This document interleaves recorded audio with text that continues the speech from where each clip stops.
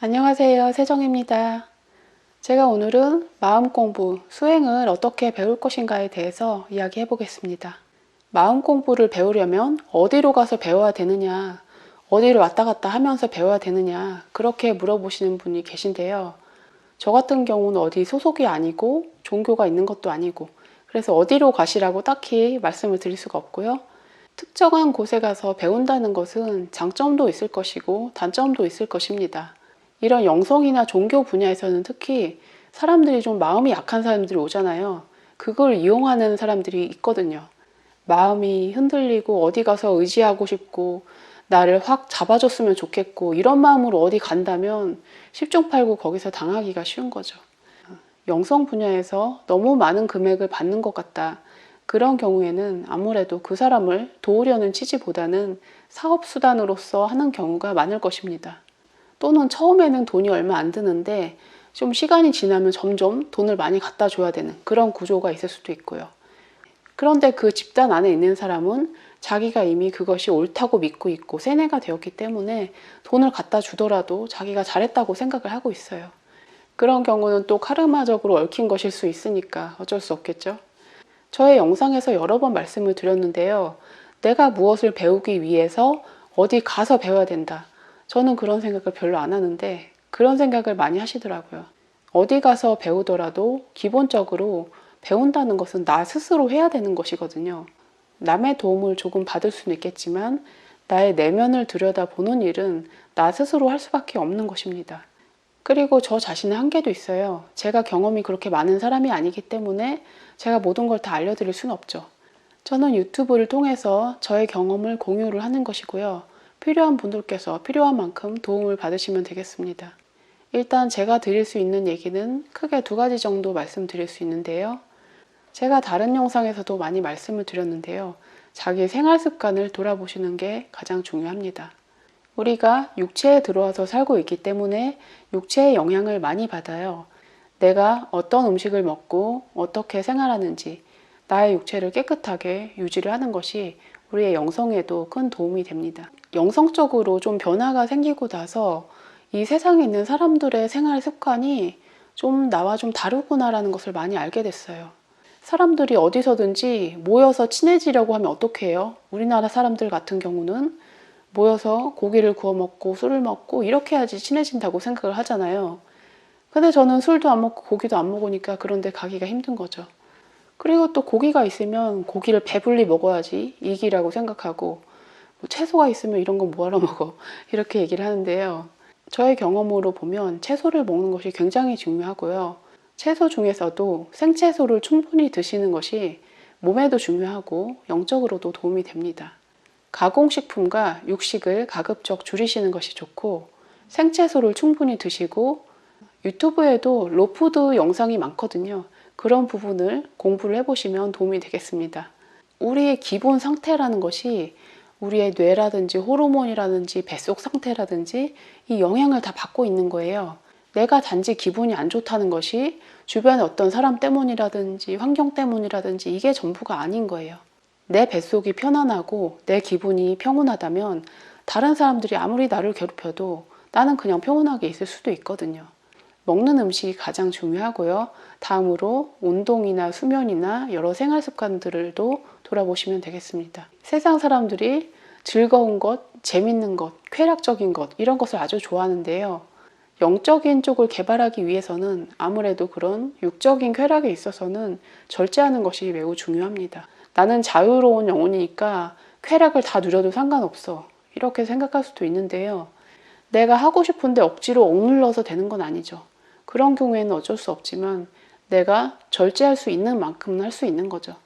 가령 내가 음식을 먹을 때 먹고 싶은 것보다 조금 적게 한 7, 80% 먹는다.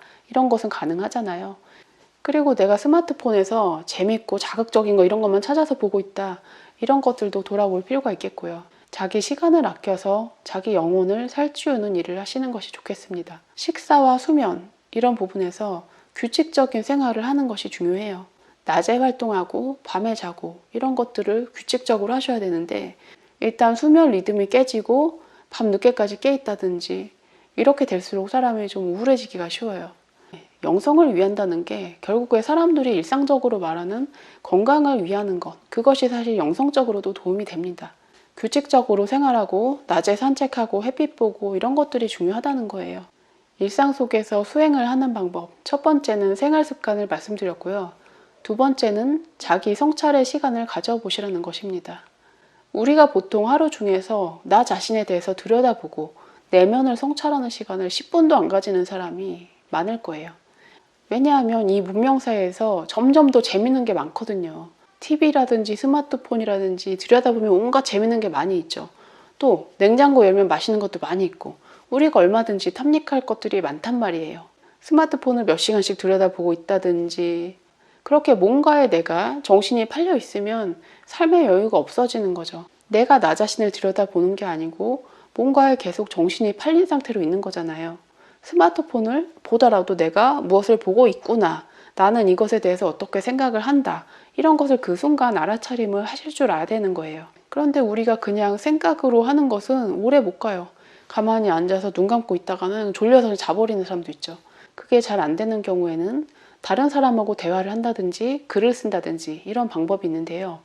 대화를 한다면 상대방하고 나하고 또 의견이 다르니까 이러쿵 저러쿵 하다가 진전이 안 될 수가 있잖아요. 마음이 잘 맞는 사람하고 대화를 하는 것도 도움이 될 수가 있지만 저의 경우에는 글쓰기에 도움을 많이 받기 때문에 글쓰기가 중요하다는 것을 항상 권해드립니다. 그런데 이런 얘기를 들으면 와닿지가 않을 수도 있어요. 저기 뭔가 대단한 스승님이 대단한 가르침을 주실 것 같고 이런 기대를 가지고 있단 말이죠. 일상 속에서 감사하는 생활을 해보세요. 이런 것도 우리가 듣기에는 늘상 들었으니까 너무 당연하게 느껴지지만 우리가 머릿속으로 감사하다 하는 거랑 마음에서 정말 감사하구나 하고 느끼는 거랑은 아주 다르거든요. 그런데 해보시면 또 잡념이 일어날 거예요. 내가 지금 돈도 못 벌고 가정이 화목하지도 못하고 이런 상황에서 뭐가 감사하다는 거야? 이해가 안 돼. 다른 사람을 원망하고 싶은 마음만 올라올 수도 있어요.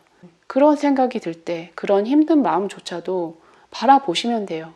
그렇구나, 내가 힘들구나 하고 멀리서 그 마음을 바라보시는 거예요. 감사라는 것이 우리가 뭐 로또를 맞아야지 감사할 수 있는 것은 아니에요. 모든 것은 우리가 생각하기 나름이고 받아들이기 나름인데요. 우리가 일상 속에서 작은 일에 감사함으로써 우리의 영혼이 정화가 되는 거예요.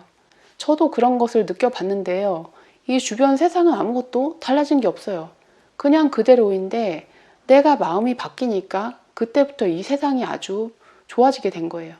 어떤 사람이 이성하고 사랑에 빠지면 세상이 아름답게 보이더라, 그런 얘기들이 있잖아요.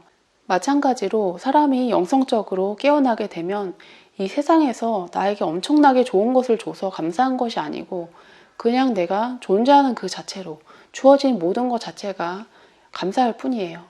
심지어는 나한테 좋지 않은 결과가 오더라도 그것도 감사할 필요가 있죠. 카르마가 돌아와서 내가 부정적인 경험을 하더라도 내가 모르는 것을 깨우치기 위한 공부의 과정이기 때문에 그것에 대해서도 감사할 필요가 있습니다. 그리고 여러분이 일상적으로 어떤 정보를 취하시는지를 선택을 잘 하셔야 돼요. TV를 본다든지 스마트폰을 본다든지 책을 본다든지 할 때 어떤 내용을 내가 보고 들을 것인가, 그것을 잘 선택을 하세요. 나의 마음을 혼란스럽게 하고 불안하게 하는 정보들은 가급적 안 보시는 것이 좋습니다. 마음이 힘든 사람들도 내용이 좋은 책을 습관적으로 계속 보다 보면 자기도 무의식 중에 그것이 계속 쌓이기 때문에 영혼이 정화되는 효과가 있습니다. 좋은 내용의 책을 보고 영상도 좋은 것을 보고 여러분이 정보를 취사 선택을 하시는 것이 좋습니다. 감사하는 생활도 중요하고 자기 자신을 내면을 들여다보면서 글을 써보는 것이 굉장히 중요합니다.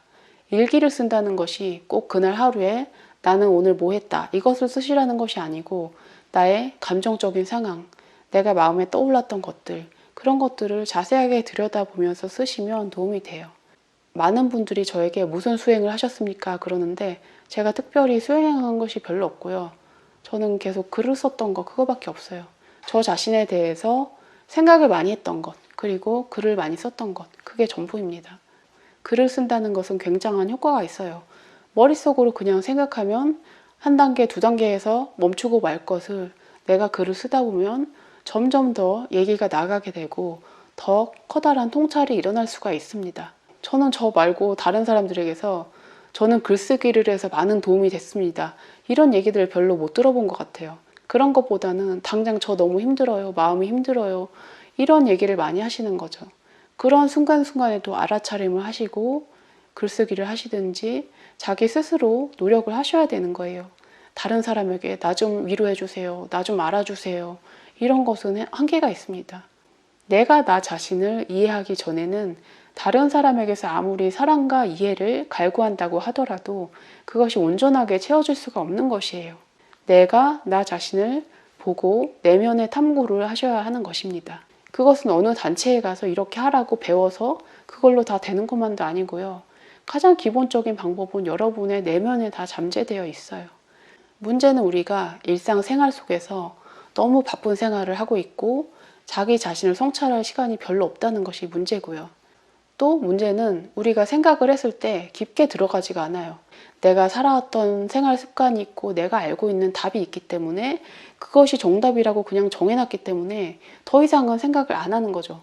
그렇잖아 하고 마는 것인데 그렇지가 않다는 거예요. 내가 알고 있는 것이 과연 진실인지 우리가 한 번 더 깊게 생각해보고 오랜 시간 들여다보고 통찰을 했을 때 거기서 내가 하나라도 건질 수가 있는 것입니다. 유튜브에서 공부의 신이라는 분이 그렇게 말씀하셨잖아요. 여러분은 공부를 안 해요. 그 말이 유행이 됐었는데요. 그게 모든 분야에 다 마찬가지예요. 다이어트 동영상을 아무리 많이 보면 뭐예요? 실천을 못 하잖아요.